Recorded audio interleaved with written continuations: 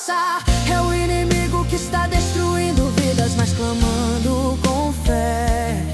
Jesus vem com a solução. Nessa vida passamos por aflições, mas devemos confiar que essa luta que passamos um dia vai